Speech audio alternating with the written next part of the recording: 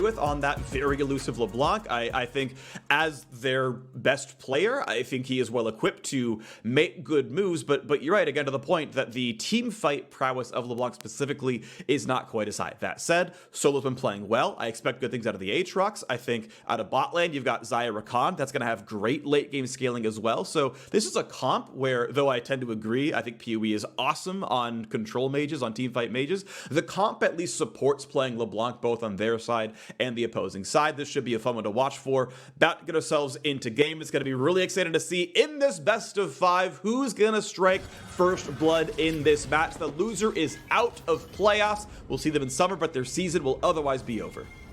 Yeah, it's getting intense here, Freak. First team will be eliminated from playoffs here today. Who's it going to be? Best of 5 starts off here with some pretty heavy scaling on the top half of the map for Golden Guardians as well. Golden Glue actually, as a mid laner, has the highest jungle presence difference, which means that he gets camped a lot less by enemy junglers, but Closer does spend a lot of time pre-15 around that mid lane, at least enough to be within range, warding around mid lane and ganking for Golden Glue. So we may see that come into effect here, because LeBlanc and Rek'Sai always is a pair that you expect to look for kill pressure. And that is going to be something Golden Glue will have to deal with. It's one of the players with quite a few of those solo death stats. Definitely the case. It's fun to look at kind of the historic stats of a team now that all these teams have played a full regular season. You can kind of take a pretty strong look at how exactly they play the games out. Golden Guardians going for an aggressive invade towards the bottom side of the map. They find the ward to kill. Suddenly, Santorin, who wanted to start red buff, maybe doesn't get to. You're seeing Ignar and Wild Turtle wait around. Maybe they re-engage on the red, who he spots Santorin. They should expect the duo lane. And in fact, as FBI shows, they know it's a 3-on-3 right now, right? As soon as you see more than just the one champion, like, okay, they've actually stayed with all the full squad. Ignar is now going to spot out the fact that, yep, okay, they're still trying for this one. Santorin, though, is not wasting any time. He's saying, you know what, screw it. We're going for Krugs. I'm going to take this camp down. It's worth more gold and more XP than the red buff. And if you don't use the red buff to get a gank off, ultimately you traded a camp for a camp, and it's not the worst thing in the world. But Closer, this is interesting actually. He walks by a ward. Now that ward was known. You can see the health bar only at 1/3 right there. He knows he had to walk by a ward when doing this. Golden Guardians are already attacking it. So gets the red steal, gets back out to his jungle. But keep in mind, even though it was stolen, Santorin did get a valuable camp. And Closer has been very good for the Golden Guardians in the early game. He quite frequently has gone for these types of invades, stealing away first red buff of their opponents. This instance is purely a champ select invade for Golden Guardians. They have the stronger level 1 on the bottom half of the map with Jarvan, Kalista, Taric, and so they're able to bully FlyQuest off of it. Santorin doesn't fall super far behind, though, as he is able to start the Krugs while they're taking the red buff, and then he transitions into a very quick Raptor camp. Should still be able to get level 3 on his blue quadrant. Meanwhile, Closer already level 3 on the Jarvan. We'll look to see what sort of early plays he can make. Still has actually 1 charge in his refillable potion 2, and he's standing still. Oh, nice reflex. Santorin gets the knockup on Closer to prevent taking any damage, or sorry, to get Frank getting knocked up himself from Closer. Gets away from this one. Nicely played. Closer can try to fight for this scuttle, but it's not going to happen. We can take a look at the fact that, well, Closer has an extra ward kill, but Santorin is going to momentarily be up a camp with that one going down. Okay, Closer's going to kind of finish out on the Raptors here, but end of the day, pretty decent start here on both sides. Yeah, and remember, not all camps are created equal, as Raptors and Wolves are a lot less experienced. So even though that does show, there is significantly more experience in the other camps. Golden Glue still gets his flash forced, even though Closer was there hovering. Santorin just stays there because he sees him on the Rek'Sai passive and still forces it. Fight on the bottom side. Stun's not going to land. The Roots will. Wild Turtle takes a pretty big hit. End of the day, though, they're both in pretty equal spots. Got to point out a small farm lead to the FlyQuest duo, though there is more gold left on the map. There's more CS for FBI to claim, so it shouldn't be too bad. But yeah, shout out to the information asymmetry. Santorin stood still, used Tremor Sense, saw once Closer went back out to the left-hand side, it was completely safe. Solo and Hanser fighting back and forth. Solo with the early lead up here. Now, you were talking earlier about how aggressively, as they battle back and forth, shouldn't be much of a kill, how much Closer plays around mid lane. For the Golden Guardians, their mid laner and their 2 bot lane players are all top 3 in the league in forward percentage. They are usually constantly able to play aggressively, but the punishment for that is without time towards Hanser. Hanser is 9th in forward percentage. He never really gets played aggressively. He's always weak side under his turret. It's still the case here where Solo is pushing Hanser in and Closer sitting around bot lane. Yep, and now they're daring them to come for these minions. But look how defensively Ignar and Turtle are playing. They let some of those ranged minions actually just die to the autos and don't overextend there, as Closer was hovering behind the Golden Guardians bottom lane. Now resets the top side. And Golden Glue walks by a ward to spot out, see, okay, the blast plant is still alive, so Santorin didn't jump over the wall and take that. No tunnels either, so, that Krug's, they're safe for you, no problem, but Golden Glue is still hatching this ward, and keep in mind, he is flashless. Had to run back, get his boots to refillable Endurance Blade, but Santorin waiting in the wings. And there are several camps up. There's actually 3 left to clear. He's going to go for the chain. That's going to land, but can you dive Golden Glue? Santorin is not going to. He'll take a turret shot for looking, and end of the day, Golden Glue takes some damage. This is where Golden Guardians should expect the focus. We said in the first 2 minutes, LeBlanc and Rek'Sai are always looking for kill pressure, and having blown that flash, that is where the repeat gank should come for. So it's up to Closer to help out Golden Glue with some of the wards. You see 1 control ward in Closer's inventory right now, and during the time that Valkyrie is down for Golden Glue, he cannot step up to the minion wave, so he has to play defensively, stays at his turret. Santorin does take that opportunity, though, after the mid lane pressure gain to, have power people push in the wave and take first dragon. All right, and hey, shout out to FlyQuest. They're having a pretty good start here overall. They got some pressure in the bottom lane. Okay, technically they're down CS for a little bit, but they got the pressure down there. They got the Drake out of it. It's a good start for them overall. Santorin is completely matched with Closer in farm. Obviously, top is leading, mid leading a little bit in farm here as well, but as the minions get kind of crushed back and forth, we've got a fairly close game state where Golden Guardians are up gold from sort of random ancillary sources. It's right now a CS lead in the bottom lane, I think carrying that mostly, but I'd probably still take the Drake for FlyQuest. Yeah, I think FlyQuest are pretty happy about the Dragon. There is more pressure on Santorin to create action and get something done here in the early game, because as you transition towards team fights, there's so much more teamfight utility that you get from Jarvan, especially since professional Jarvans pretty much all go Conqueror, Cinderhulk, this very tanky build, and then you have your knockup from EQ, plus you have the Cataclysm, which brings so much to the teamfight. It's why this is one of Closer's most played, actually his most played jungler for the team. Yep. He's able to create a lot of the early gank pressure, which EQs, and then transition into a very useful team fight starter. And Hanser getting pulled back by the chains right there. Gets to continue fighting in the top lane. Has a Bramble Vestra to start the matchup. Obviously, you're going to go basically full tank on Ornn always. And his Grievous Wounds option, of course, is the tank version of that one. Aatrox certainly gives himself a ton. And now Golden Guardians, yep, 8 minutes are on the top side. I do want to point out that FlyQuest have one of the very, very worst first Rift Herald percentages in the league. They historically have not prioritized it well, or at least if they have, not won those fights. And as you can see, Wild Turtle is in fact soloing down to the bot lane. Ignar has roamed up, but the Xayah cannot possibly get topped without running all the way over. She shoves into that next wave, does run up, but now here's FBI and Huhi already topside. They can push in top it, they can fight for this ward. Ignar has to give that one up, and we'll see if and when Solo recalls, as Hanser's Ornn comes down to bot side, but he can TP up there when needed. And that, I really like bringing up that stat because it's an interesting story beyond the recent games that we've seen.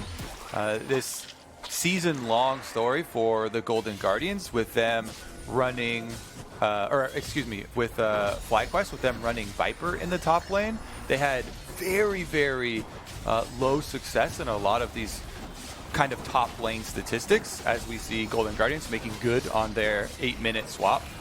They even pulled in the teleport for Golden Glue back to mid lane with the package here. It's very, very difficult to challenge a team that has level 6 Kalista, level 6 Taric, as well as a package Corki. So FlyQuest definitely not going to improve any of the Rift Herald stats in this game as that one goes down, but they get the root. Yeah, it's a big stun back as well. FlyQuest, though, honestly, with Guardian shields up for both supports, a lot of that damage is simply pushed back away. They can both heal, they can both shield, and their Keystone helps. So, end of the day, health bars are still pretty close to full, but look at the game state. Look, Corki's already topside. They've got the Rift Herald as well. This is going to be plate number 1, grab easily. Plate number 2, no problem as well. And I think most cases, Closer just summons the Herald and they get 2 more plates off that as well. But looks like they're going to play it more defensively. FBI is going to try to get 1 more. He's going to be safe. They're going to wait on the summon. I'm a bit surprised, to be honest. I think that would have been another 300 gold cashed in without any issues, but they might go on the next wave instead. Yeah, I really do like getting the gold as quickly as possible because it really multiplies your power. The earlier in the game you can cash in, the earlier you can upgrade your jungle item. And that is so big for me.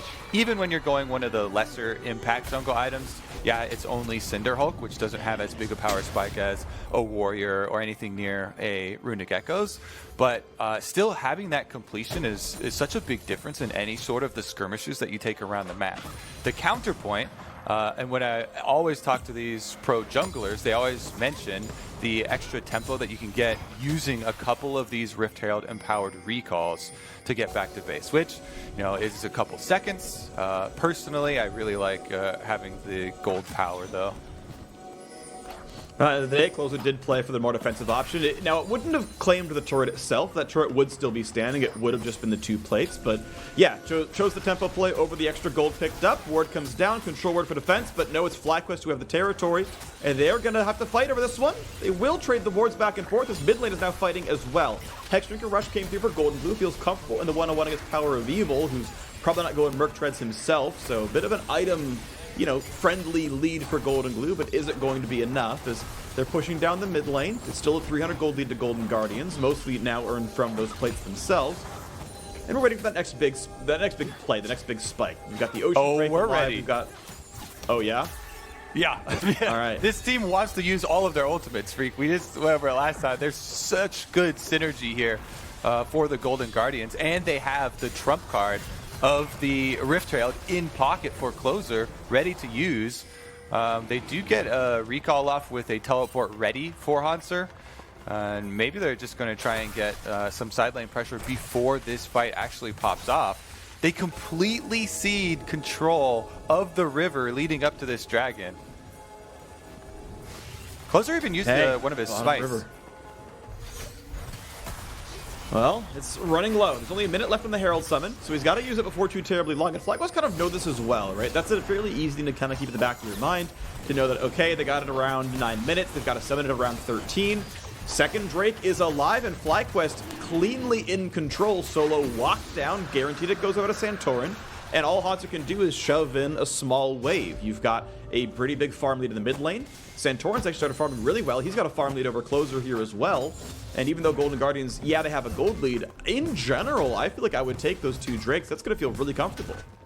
Yeah, it leads into a win condition here for FlyQuest. These are very early takes on the Dragons as well. We're only 13 minutes in with 2 of them stacked up. So FlyQuest very clearly can continue to stack these Drakes, looking for the Mountain White next in 4.5 minutes. The Herald is summoned very deep in the jungle. There's still 40 seconds for the Herald to get to the turret plates if they want to try and cash in.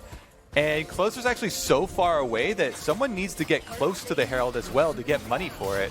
They increased the lead range, but she's under attack, Freak! Defend the Shelly! They're gonna get nothing. No, Shelly's gonna drop. The weak point goes down, and you know, the retrospective analysis is, should you have summoned it way back when for the 2 plates? Was the 2 fast recalls worth it? In this case, no. In the average case, maybe you would have found a different opening, but end of the day, the first Herald of Golden Guardians earns them 100 gold because they killed the Herald. That was it. They got no other turret pressure. It meant nothing else for them. All right, I guess we're going to have to invent a new stat. Not just Rift Herald control, but Rift Herald effective usage as well. Rift Herald efficacy here for Golden Guardians so far is at a 0. Unlucky, but that's the way it's going to be for now. They still got the, some push pressure at the very least top lane from their champions. And now we'll see. 200 gold difference with FlyQuest on 2 Drakes. Mountain Rift, I think Mountain Drakes and Mountain Soul is going to be really, really good in a game that has some assassination power potential. As now Hanser and Solo battling fourth. Going to flash away from the knock-up. Solo respecting the chance of a kill there from Hanser, but now Closer is back. The ult is timing out, and Flash is gone. Can they find the slow for the re-engage? For now, he backs off. Mini's going to go down. Closer will not find that gank. And we're going to have a reset here as well. You can see both supports roaming back out to the middle of the map to help out in preparation for Rift Herald number 2's spawn. The sister of Shelly is coming, and this is something that I want to point out for FlyQuest. They've had a tendency this year to keep Turtle split pushing even when they reset the rest of the team for objectives. And you can see right now, he just pushed that entire double stacked wave on the bottom side of the map into the tower. Hasn't gone back for a reset though, so he's sitting on the pieces of Essence Reaver. Meanwhile, fully completed Blade of the Ruin King for FBI. Yeah, Luden's Echo, of course, completed there on the side of the LeBlanc of Power Heal means very, very good poke. And on the other side, of course, Golden Glue himself is on components. Hexdrinker's good, Phage is good, Sork Shoes are good, but it's just not that Triforce power spike. So kind of worth figuring out if either team is really stronger right now. It's kind of going to depend on which champions have the completed items done. I like the Shurelias in there for the Taric. The whole squad can run super fast. I think the engage tools, not that bad for Golden Guardians, but of course FlyQuest, if Ignar pulls the trigger, he's ready to go in as well. Rakan, pretty much one-stop shop for starting team fights. Hanser and PoE going to find each other. W's not going to come down in time. He can't immune the knockups. This is going to be first blood in the top lane. FlyQuest strike at 16 minutes. Juicy power spike there, Freak. You just mentioned the Luden's Echo. Guess who's got no magic resist yet? Even though Ornn is a tank, he's got no tank stats against Power of Evil, and they find him in the Tribe Rush. This means you get a free Rift Herald number 2 set up here. Let's take a look at this replay as Power of Evil sees him on the ward and then makes a loop around, staying in Fog of War and waiting for Hanser to come because he knows he's going to come look for some of this vision. Chain lands, knocks him up. So he charged instead of trying to get an immunity as well. Yeah. All right, let's see the aftermath here for Rift Herald number 2 though, as we get back to live. First turret, there you go, cashed in. Whoa. FlyQuest Rift Herald efficiency, significantly higher than Golden Guardians. Solo first turret gold of Power of Evil, big chunk of change to him. Suddenly FlyQuest are up 14. The big croak! Plus the 2 Drakes. Oh, just barely! Hanser bops it in the eye, keeps the turret from taking half its health and damage, but EVE master. Really turned the corner. Yeah, that's true. He's able to get both of them down, takes down both of the epic monsters. Meanwhile, mid lane, repush here for the Golden Guardians. They don't want to be outdone over and over with these objectives. Dragon stacking is a very real problem this early into the game. Mountain Drake is pulled out by them already. Ornn's far away, but can get a long-range ultimate here for Hanser. Okay, here they're coming around. Hanser looking at it. Closer finds the knockup, dunks to the backhand side. Big immunity comes over, and they're trying to push down onto the top lane. Solo cannot live, and Turtle is pushed away. Still has Flash, has Heal, has the ulti, but Golden Guardians win the first team fight. Now, they did burn 3 ultis for it, 2 still available. Can FlyQuest re-engage the 4v5? Odds are low. Santorin is flashless, but could maybe take a tunnel back out. Here comes Ignar, wants to start it off. Finds the knockup, big dive with FBI, and he gets deleted, but it is traded back 1 for 1. Here comes the re-engage, look for the stun. Feathers fly, almost gets a kill. 2 for 1 to Golden Guardians. They take that team fight. PoE, though, still wants in. As we mentioned, there's no good ways of stopping him. He'll root Huhi in place. The Taric trying to run away, cannot find the stun, and Power of Evil might just find what he's looking for. 2 versus 4, and Solo TP's in. They'll find the route onto Hanser. Does not have MR, and the chase down works. FlyQuest answer 1 more kill finally. FlyQuest, even though they're down in numbers, they have 2 carries alive, and Power of Evil chases the Golden Guardians all the way back to the turret here. The critical thing is that the Dragon wasn't actually taken after the teamfight victory for Golden Guardians because FlyQuest make the call, hey, they don't have those key AoE ultimates available. We can actually fight down in numbers, and they pull off the assassination with Ignar and Power of Evil, the two old Misfits players, able to find the kill onto FBI, save the Dragon for now. This is probably going to be a repeat here. I don't think they're giving up on this objective. Yeah, well, nice by Golden Glue showed up and pushed off Power of Evil, prevented the Drake from being taken. So the recalls come in, the teams come slamming across the map, and there is TP advantage for Golden Guardians. So the longer Haunter can stay top lane, and Golden Guardians can kind of promote a Dragon standoff, the more unanswered farm their top laner gets. Golden Glue going to start it off with the squad. They've got the wards for TP. They get rid of the wards that FlyQuest have, and here comes Ornn, looking now at Solo. He flashed away from the knockup, but Golden Glue pack is over, but now it means that the rest of the squad is stuck inside the pit. Looking at the re-engage, now Haunter walks in, finds the double knockup, closer chases, can't find it. They turn back to the Drake. Is it going to be a smite fight? Not just yet. They go back towards Solo. Once again, onto the Drake. Who's going to win the fight? Goes over to Santorin, but it's a 1-for-0. So far, they've picked up a single kill. Golden Guardians going to look to keep Golden Glue alive, just barely does so. Triple knockup for closer, and that means Power of Evil might have to run away. Just barely gets away. He's going to stay alive. While Turtle flashing over the wall stays alive there as well. PoE nearly takes down Golden Glue, but also keeps his health bar up afloat. But now another knockup for closer. That's going to be kill number 2. Shut down goes to Golden Glue. Golden Guardians find 2 kills in the fight, but they lose that 3rd Drake. If they keep getting kills here for the Golden Guardians, though, this team fight with Kalista, Taric, Jarvan, Ornn ultimates is so hard to play around. And look how FlyQuest have to do it. They have to constantly disengage these big abilities. Corki package used there. Kalista ultimate used there. Now Ornn ultimate does find the final engage here, and FlyQuest have to continually avoid these big AoE teamfight usages. Then they finally go in. They get the Dragon steal. Santorin comes up clutch as Solo goes down, distracting the rest of the Golden Guardians. Then they try and fight their way out of it with a lot of these cooldowns up for Golden Guardians. Power of Evil not able to finish off Golden Glue. Even with the corrupting potion ticking there, he can't get the last little bit of damage, and Golden Glue gets the laugh over the wall. And now we get the try against Solo yet again. He's going to walk back to the lane, and without any more crowd control, Haunter's the only one who has any. Doesn't really mean much. Hextrigger going to come back up for Golden Glue. Triforce is done.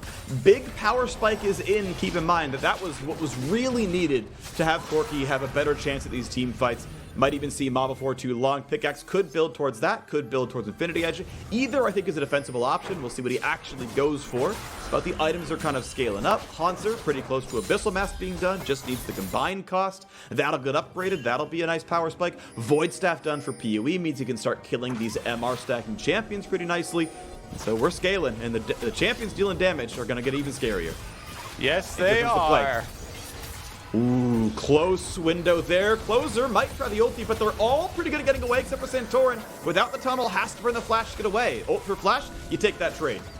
Yeah, these mobility spells are really important for FlyQuest as well, because keep on mentioning how good the Golden Guardians team composition is when grouped up as 5. They just want a 5-on-5 over and over, and it's up to FlyQuest to use mobility to their advantage to try and find these openings and create the picks for themselves.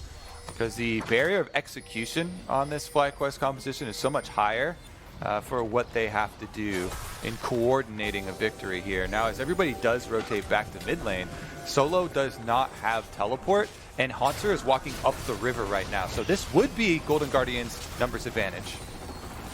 Okay, well, it's going to be a quick trade of cooldowns. PoE just simply gets over the wall and chunks closer for a couple hundred health. Decent damage dealt there. 2-0 in turret, worth pointing out, right? Bot outer and top outer already dead. Golden Guardians yet to get on the map for any meaningful neutral objectives. Yes, they killed a Herald, but it didn't do anything for them. They haven't taken a Drake, they haven't taken a turret. They have only found teamfight victories. So if they can win a fight and convert, that'll be worth a lot of gold, it'll be worth a lot of power. But also keep in mind, we are 90 seconds away from the 4th, and for FlyQuest, final Mountain Drake. If they get Soul, that giant shield is going to be so massive for them. Yeah, it puts so much pressure on the possibility of a Dragon steal here. Because even though FlyQuest, they don't want to run into Ornn, Jarvan, Kalista, Taric head on, they can poke around the sides as we've seen. And Santorin, Power of Evil, all have a lot of mobility try and harass Golden Guardians as they're looking for that objective. And if you mess up one more smite, if you mess up one more objective, that gives FlyQuest so much more power. And then for the remainder of the game, they can actually split push and play the side lanes with the added safety of these Mountain Dragon shields that will come in with the soul. It'll be very difficult to actually pick them off or find any of that meaningful damage. Well, momentarily we have a AD carry power spike difference. Turtle has red buff, that helps a little bit, but he is not yet at Infinity Edge. It's pretty cheap, it's only a couple hundred gold, so usually with this wave you have enough money to buy it, but time is running low, 25 seconds on Mountain Soul. Not sure you can reasonably take a recall there. Meanwhile, FBI has Ruin King and Hurricane, so right now I take Callista in the team fight. With the level deficit, doesn't matter, I think the items are better, so that part's going to be meaningful. First Orin upgrades comes through, and Golden Blue has the upgraded Trinity Force. That means mid is under attack. That's going to be mid-outer taken without issue. But 8, 7, 6, 5 seconds on the Mountain Drake coming up. Golden Guardians must be aware of that Drake spawn. They must play around it. They cannot give this away to FlyQuest. And they even have the package. Here comes in the teleport, and we're going to see the flank play from FlyQuest. Who he is in danger, pops the ult. He's never going to get pulled back. FBI does not save his teammate. An easy assassination for Power of Evil, even chunks down Closer. What a horrible fight for Golden Guardians, completely forgetting what to deal with their backline. And now it's package used for defense, and FlyQuest have control, but Golden Guardians have to defend. They have to try 4v5 because they can't give away Mountain Soul. I feel like I'm going to need to look at that replay. My eyes deceive me. Was he locked up? This is great for FlyQuest. Starting up the Mountain Drake, still poking down on the Golden Guardians, 5v4. Solo staying in the front line, finds Golden Glue! Nearly one-shots him, and Zaya does the rest. The flash forward for Wild Turtle. FBI's days are numbered. They got to run away from this one. Absolutely beautiful stuff. Now Golden Guardians in an even worse spot. It's 3 versus 5. Their health bars are low. FBI life steals away, but he's right next to LeBlanc. Here comes the health bar. It's going to disappear, and it's gone. Shutdown goes through to Power of Evil, and suddenly True magician. 5 again. Yep, Tarek respawns, doesn't matter. Clean Drake pickup, FlyQuest with a massive lead. They got Mountain Soul. Oh, it's playoffs, Freak. You like some vintage Wild Turtle coming out to play as well with the flash forward ultimate on Zaya? All defensive tools used offensively here for Turtle to find that extra kill, diving Golden Glue in the back line after Solo got a really good knock up there with Aatrox to start it out and set him up. And FlyQuest, in the face of a full 5-on-5 composition for Golden Guardians, they rushed Mountain Soul. They got the first 4 Drakes in a very timely manner and set themselves up quite nicely for game number 1 of this series. Yeah, so you can see at the very top of the screen, it's 42,000 to 41,000 gold. That looks really close. Like, oh, this is totally winnable. But the big difference is those 4 Drakes picked up. 4 is the magic number. It's Mountain Soul. It's a 300 health shield per champion. And that in and of itself is nearly 1,000 gold per player.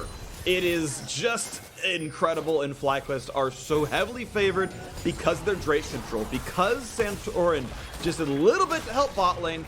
Wild Turtle and Ignar won the 2-on-2 mostly heads up, and honestly what should have been a fairly difficult matchup, but they played it well, and that control gave them the Drake, and it's going to be why FlyQuest are going to be hard-pressed to ever lose this game. Yeah, I've heard and seen a lot of people looking at Wild Turtle and oh, now we've got a lot more. Ulti burn, doesn't have a way out. Terracote's going to give the invincibility. That's a shutdown for 1. TP comes in for a bit more. The assassination is nice, but look how low Golden Glue is. There could be a trade kill before too long. Regardless, for now, Golden Guardians get a kill, but 450 gold is not going to sort of turn around what's been happening in this game. Yeah, they're looking at Turtle all right. They used Tarek ultimate, Jarvan ultimate, and Golden Glue also got burned down for 90% of his HP. It's not enough though. He teleports right back out, and we'll bring that Golden Guardians pressure to get some vision here around Baron. I doubt that they actually go for the start though, seeing as how they don't have 2 of those key ultimates. Ooh, this might be a bit of a play. Santorin, though, has a ton to get away. Still has flash if he needed it. Golden Glue chunked to half. He's got to be respectful. The guy doesn't have a lot of lifesteal. All right, he isn't in precision, so there's no room for Legend Bloodline. Doesn't have a Doran's Blade. It is purely base health regen, and then, you know, probably has some, what is it, Ravenous Hunter stack, so he's got some regen, but, you know, if he takes poke, it's mostly going to stick onto him right now. And now, FlyQuest looking to take territory right back, right away. While Toto respawns, they're ready to take over the rest of the map. You can see now, look at this one, Ignar is going to take a stun, but you can see Golden Guardians hesitant, not willing to go for the fight. Now, a potential knock-up Hanser, forced to flash away, big damage out of Power of Evil, closer, forced to retreat, and look how low the health bar gets. FlyQuest in control of this game, in control of this map.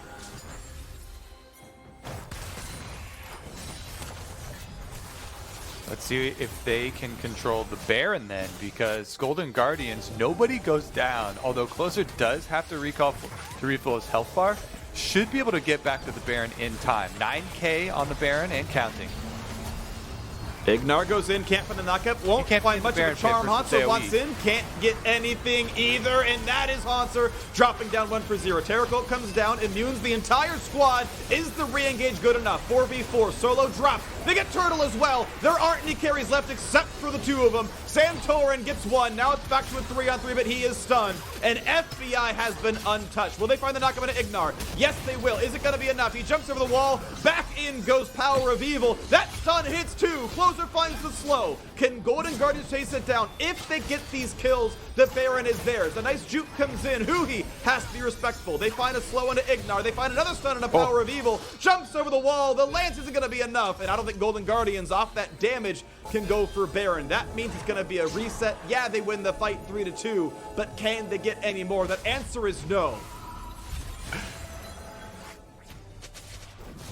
The slipperiest champions in League of Legends, Freak. A LeBlanc and a Rakan running all over this blue jungle. Let's take another look at how it started out. FlyQuest know they can't be in the Baron pit versus all these AoE ultimates, but I believe Hanser misses his knock-up here. Does he get charmed? No, just actually missed it. So Hanser doesn't get the second knock-up there on the Ornn ultimate. Big whiff for him. Golden Guardians, though, still have so many more tools. We've stated so many times about how good their 5-on-5 is because of that. You know, Taric Immunity and Jarvan with a secondary engage for them will do the work that they're missing with the Ornn ultimate. And so they do come out at very slippery champions with multiple dashes in them as Power of Evil. Also making use of the passive here. Very nice distortion back because FBI actually didn't follow on the chase and was doing Gromp instead. And it might have been more dangerous to go back to that distortion if FBI was right next to Huhi there. Yeah, I think he went for the lifesteal because he was afraid of getting chunked out by LeBlanc round 2, but yeah, he had to burn all his tools to escape. It was a tight call. I think, you know, I think it's debatable to go either way in that one. Have enough health so LeBlanc doesn't kill you and turn the fight, but also, yeah, knowing when it's a chase down. Regardless, it ends up being +1 kill to Golden Guardians. And now here comes the next major objective. Elder Dragon is spawning right now. If you thought Mountain Soul was going to win FlyQuest the game, so far it hasn't quite done it. You know, they've been fighting pretty closely, but Elder Dragon is so much power and FlyQuest ready to go. You've got Solo coming down for the flank as well. And this looks good for Golden Guardians because they can get their standard 5-on-5 setup.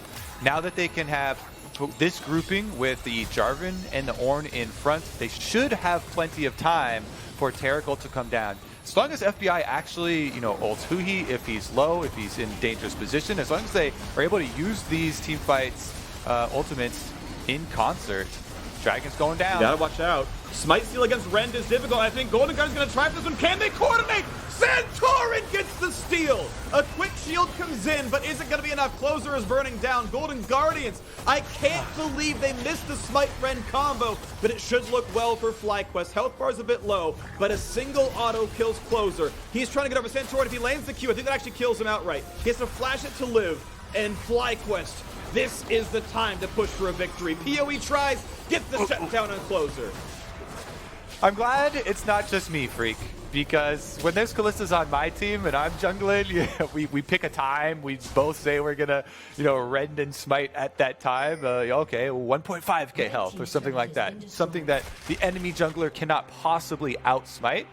Sometimes you just mess up the timing, and I have messed that up. Looks like Golden Guardians as well aren't able to come to combine with the damage sources at precisely the right moment. And Santorin, my goodness, he has absolutely just destroyed this game. Such good objective control for him, for FlyQuest. Not only do they have Elder Dragon and the Dragon Soul and Baron buff on top of it, but you get to put that one on your resume, my friend. Yeah, beautiful stuff right now. FlyQuest doing far better than the gold lead suggests. Their objective control has far surpassed everything Golden Guardians has done so far in this game. A lot of that is Santorin smiting. That third Drake was a smite fight. The Elder Dragon was a smite fight. He won both of them, and they have absolute control right now. Golden Guardians have to wait out this minute-long Dragon buff. They've got to wait out 2.5-minute Baron buff, and I think FlyQuest should be able to at least crack tier. You're going to have to do some CSI work on these steals of objectives, Freak. Go back and look at the replays. We're going to slow them down to 25%, enhance it, see exactly what went wrong, if there's any sort of stuns on FBI or why they weren't able to combo the damage here. FlyQuest will be able to do that after the series, though, as they march forward with all of the epic buffs. And they're ready to go. Middle inhibitor, not a problem at all. The turret drops, and if you don't fight for the turret, don't fight for the inhibitor. They're going to sit around a little bit for some wave clear, and the choke point's close enough that FlyQuest are going to back off till the next wave comes in, but top's being shepherded in, and Golden Guardians should be hard-pressed to win a fight here as long as FlyQuest ready to defend. Shut down! Oh my word. PoE over the wall just completely destroys FBI. Didn't have a chance to press barrier. Didn't pop QSS. He's gone. Mid inhibitor is out. Still got a minute and a half on Baron, and FlyQuest not showing signs of stopping. A 5v4 push sounds pretty good to them. As Solo walks in the front line, a little bit of poke onto that turret, a knockup, not going to mean a whole lot. Here comes the charm, attempted knockup, not yet going to get PoE, not yet going to get Golden Glue, but closer gets the shield, so does Huhi and Golden Glue. Doesn't really matter though, it's not going to be any kills coming across. Still safe to siege. FlyQuest pushing back to the top side. That mini wave was already there. Second inhibitor going to drop no problem. 15 seconds at FBI to respawn. Easily clear the wave away, and FlyQuest might just take his last minute and Baron buff to reset one more time and siege to the bottom lane. We just saw on screen. It's nice to play a late game LeBlanc when the enemy team has no point and click CC to stop you going in for poke like that.